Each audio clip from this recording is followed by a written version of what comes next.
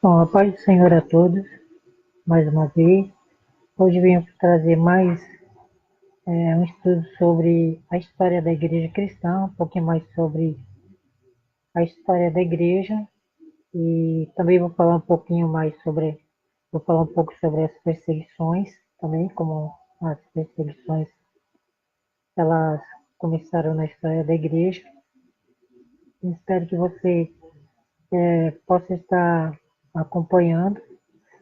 Já tenho feito alguns vídeos sobre a história, também fiz sobre um pouquinho sobre um tema sobre o dízimo, né? Depois eu vou dar uma continuidade sobre esse estudo, né? Que foi apenas de 22 minutos, mas depois eu vou dar mais uma continuidade sobre esse estudo sobre o dízimo. Mas hoje, então, eu quero falar mais um pouquinho sobre a história da igreja e as suas perseguições. Eu não sei se vai dar tempo de falar sobre toda a perseguição que houve, que às vezes fica muito para que o vídeo não possa ficar muito grande. Então, teve um dos pais da igreja chamado Tertuliano de Cartago, Tertuliano de Cartago. Ele disse uma frase muito importante. Ele disse assim: o sangue dos cristãos é semente. Foi Tertuliano de Cartago, lá do norte da África. Então ele disse essa frase em um tempo em que estava tendo muitas perseguições, não só ao cristão, mas também como aos judeus, já que a, o cristianismo, ou seja, o cristão, ele era reconhecido pelos romanos como uma seita do judaísmo, né? Era conhecido como uma modernidade, né? Uma modernidade do judaísmo, já que essa região ela vinha com uma modernidade do judaísmo, o cristianismo. Então os romanos eles entendiam assim, reconheciam assim. Então quando é, veio a perseguição para os judeus, porque o judeu ele não, os judeus não adorava os imperadores, né? Aí também acabou sobrando para os cristãos. Parece que quando se fala sobre cristão e judeus, parece que há uma separação. Não, não há uma separação, porque cristão é aquele que crê em Cristo, né, como Messias. O judeu só não reconhecia, né, ele não tinha ainda esse entendimento, ele não aceitava essa pregação dos apóstolos, porque nós sabemos que o próprio Jesus ele escolheu 12 apóstolos, né, e os 12 apóstolos que ele escolheu não era 12 apóstolos da Europa, não era 12 apóstolos também da China, né, nem muito menos do Brasil, eram 12 apóstolos judeus, né, da terra de Canaã, ou Palestina, né, como eu já tinha falado, que o nome Palestina foi dado pelos imperadores romanos. Então, parece que há uma separação aí quando se fala cristão e judeu. Pode ser que lá na frente, lá a partir do ano 300, né? A partir do ano 300, por aí, é que parece que há uma separação. Por quê? Porque o cristianismo ele vai alcançando também a Europa, né? E parece que há uma separação no terceiro século. No terceiro século parece que há uma separação aí, né? Mas já do início, no começo, não é, porque não eram pessoas europeias ou europeus anunciando a palavra, as escrituras, eram judeus, os apóstolos judeus que estavam anunciando, o, o, o Evangelho. O Evangelho, como já tinha falado, né? Não é o Evangelho já não era uma coisa nova, né? Era uma coisa que já estava sendo anunciada pelos profetas. Era algo que já estava anunciado até pelo profeta Isaías, fazendo o profeta Isaías anunciando esse Evangelho, Moisés anunciando esse Evangelho. Como nós vemos aqui,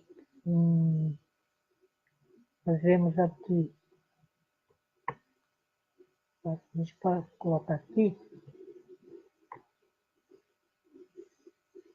Mateus capítulo 16, e a partir do versículo 16, olha o que diz aqui. E Simão Pedro respondendo disse, né? Tu és o Cristo, o Filho do Deus vivo. Quem está falando aqui? É Pedro. Pedro, reconhecendo Jesus, o Cristo, como o Messias, como o enviado de Deus.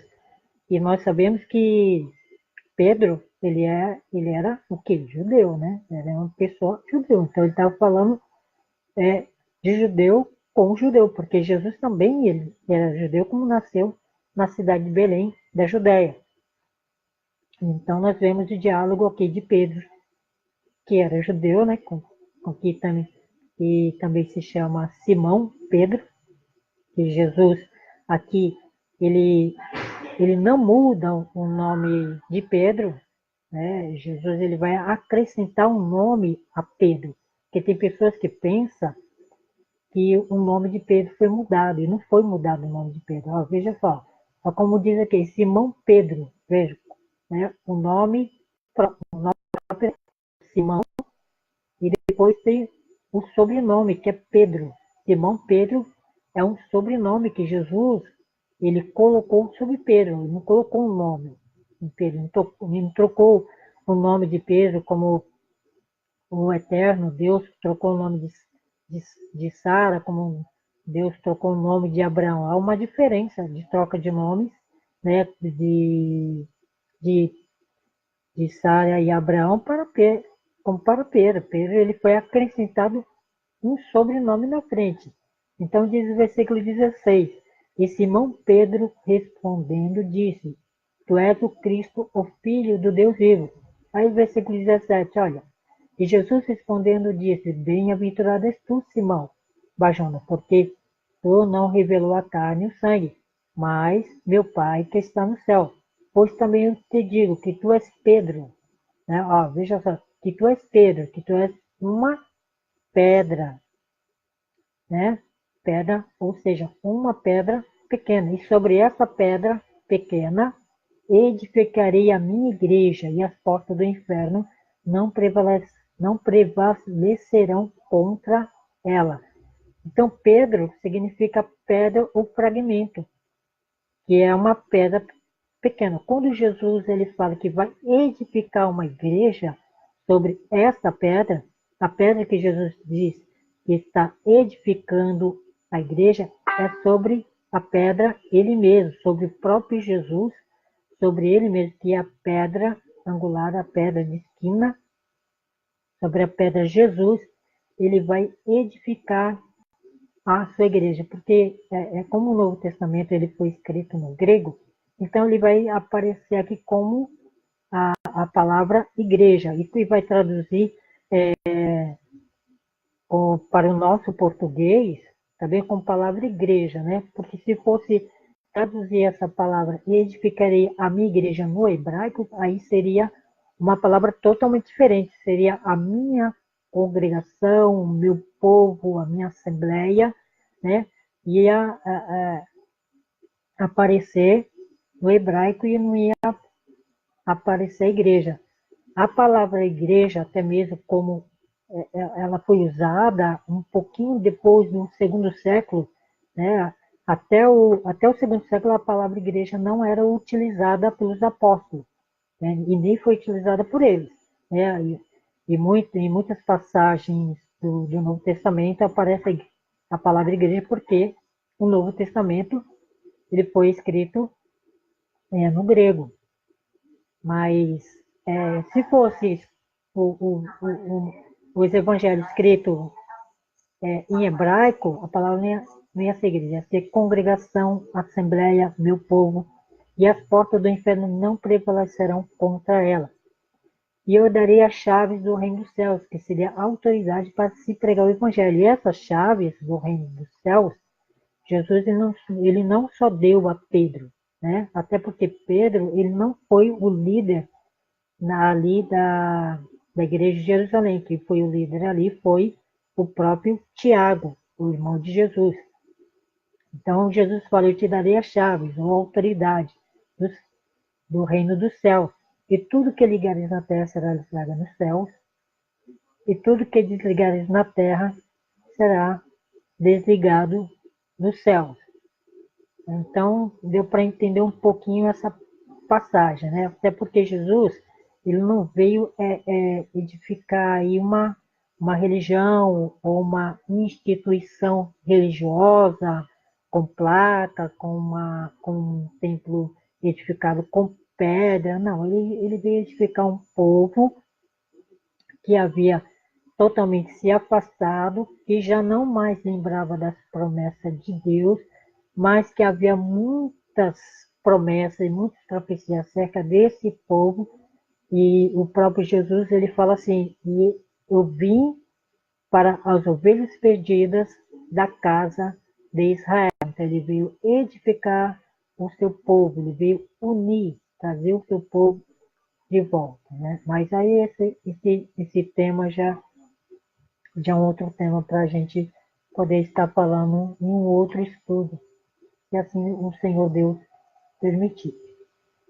Então nós vemos que o Tertuliano, Tertuliano a partir do segundo século, é o Tertuliano, então ele disse essa palavra, né, no meio que o cristão, né, tanto o cristão como o judeu também estava sendo perseguido, porque era uma perseguição em Roma, que a gente vai ver um pouco lá na frente, mas a gente vai fazer aqui um apanhado histórico sobre a história da igreja, né? O que acontecia nesse tempo. Então, Tertuliano ele fala, olha, o sangue dos cristãos é semente. Então, Tertuliano falou isso. Mas por que o que Tertuliano quis dizer? O que ele quis dizer com isso? Ele quis dizer que toda vez que o sangue dos cristãos, dos mártires cristãos, caía na terra, toda vez que tinham seus corpos cortados ou era devorado pelas feras, aquilo fazia que a fé cristã se espalhasse mais e mais, porque os mártires, com seu testemunho, acabava evangelizando as pessoas através da sua morte. Né? Então, o Tertuliano quer dizer, olha, cada vez que os cristãos são jogados aos leões, às feras, são cerrados no meio, são arrastados, são mortos, eles se tornam o quê? Eles se tornam uma semente, e essa semente ela vai crescendo e ela vai se espalhando. E foi através da morte dos cristãos martirizados é que muitas pessoas foram evangelizadas, foram através do testemunho da morte deles, é que muitas pessoas foram evangelizadas. E a propagação do evangelho era era bem diferente do que é feito nos dias de hoje. Então, como era feito a propagação, como é que era feito a evangelização naquela época? Então, os discípulos, os cristãos discípulos, eles saíam pregando a palavra, anunciando e até mesmo ensinando, porque a gente vê muito Paulo ensinando em suas cartas, né? Muito ensinamento, e nós vemos outros discípulos contando muitas histórias também, porque eles gostavam de história. Então, que quando eles chegavam, que eles faziam? Eles começavam a contar aquilo que tinha acontecido com Jesus, eles começavam a falar o cumprimento das profecias, eles começavam a pregar sobre a ressurreição, sobre a morte, sobre a vida, a morte e a ressurreição de Cristo. E, e o que eles faziam? Eles pregavam e iam embora.